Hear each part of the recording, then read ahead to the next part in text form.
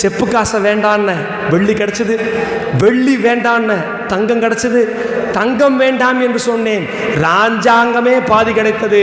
அது வேண்டாம் என்று சொன்னேன், எனக்கு இளவரசியே கிடைச்சா நான் அதையும் வேண்டாம் என்று சொன்னால் இந்த எனக்கு உலகமே கிடைக்கும் அல்லவா? காரணம் என்ன? நான் போலிச்சாமியாராக வேஷம் போட்டு கொண்டதுக்கு எனக்கு இளவரசியே கிடைப்பா, ராஜாவே வந்து நமஸ்காரம் பண்ணுவான்னா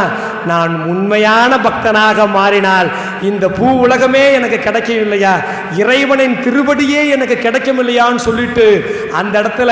அவன் எல்லாத்தையும் அந்த போலியாக ஏற்றுக்கொண்ட அனைத்தையும் ருத்ராட்சத்தை தூக்கி போடல, நெத்திலே இருந்த விபூதியை அழிக்கவில்லை, அவன் மனதிலே இருந்த போலித்தனத்தை அனைத்தையும் அழித்து எறிந்துவிட்டு ஓம் நமச்சிவாய, ஐயப்பா சரணம், இறைவா என்னை காப்பாற்ற மாட்டாயா அப்படின்னு அந்த